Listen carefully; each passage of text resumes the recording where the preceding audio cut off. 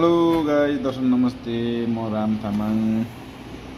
Guys म चाहिँ sesame oil, sesame seed, soya sauce, green chilli pepper, carrot, garlic अनि rice भिनेगरबाट चाहिँ एउटा सलाद बनाउन गइरहेको छु।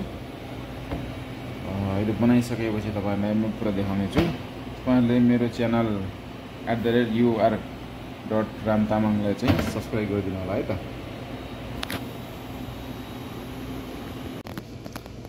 क्यारोट मैले पिल गरिसकेको छु। अब यसलाई म अलिक लङ पिल टाइपको चाहिँ म ग्रेडेड गर्छु है त।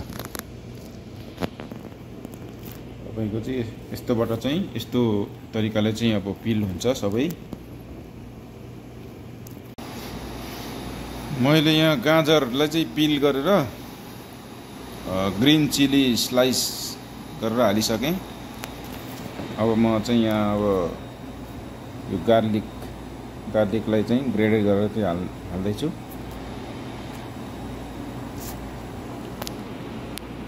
मैले गार्लिकलाई पनि यसमा चाहिँ पिल गरेर हालिसकेँ। अब यहाँ म चाहिँ sesame oil, soya sauce, sesame seed र राइस भिनेगर हालेर चाहिँ मोल्ने छु। अब चाहिँ म सिसमी हालेँ, त्यसपछि राइस भिनेगर हालेँ हैन। त्यसपछि तपाईको सिसमी ओइल, त्यसपछि मैले हालेँ सोया सस। अब कस्तो हुँदो रहेछ हेरौँ है त।